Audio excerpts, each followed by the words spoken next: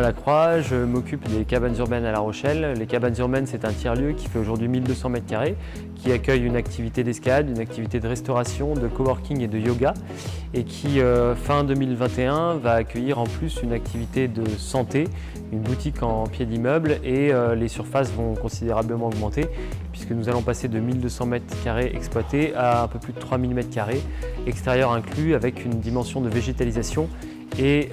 d'exploitation de la pleine terre en cultures urbaines. C'est d'améliorer la qualité de l'air dans le bâtiment, et notamment à cause de la magnésie qui renvoie dans l'air des particules fines. Alors la magnésie, c'est donc une particule qui sert à boucher les pores de la peau, à assécher les mains quand on grimpe, et du coup pour pouvoir boucher les pores, elle est très fine. Et en étant fine, elle se balade dans l'air et elle déplace avec elle un certain nombre de bactéries. L'enjeu, c'est de les capter à la source, peut-être avec un système de ventilation, ça c'est le métier de la start-up de le définir, et de traiter cette particule pour rejeter de l'air propre dans l'air du bâtiment et à l'extérieur du bâtiment.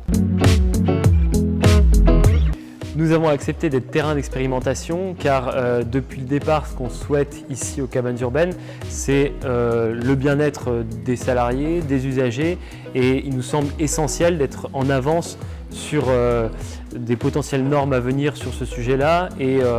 et pousser tous nos petits camarades du milieu de la grimpe à améliorer le service et le soin porté aux usagers. Alors dans le cadre de cette expérimentation, nous souhaitons mettre à disposition à la fois la structure, c'est-à-dire la possibilité de tester des solutions qui pourraient être après industrialisées. Ensuite, si une solution est trouvée, nous souhaitons faire bénéficier de tout le réseau des exploitants de salles d'escalade et des constructeurs de murs d'escalade pour pouvoir commercialiser au mieux l'outil trouvé, et puis aussi toute l'expérience d'exploitation de plusieurs sites maintenant en France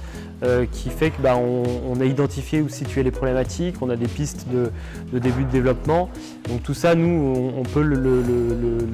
fournir. Ce qu'on ne sait pas faire, c'est qu'on n'est pas des industriels, nous on est des exploitants, quoi.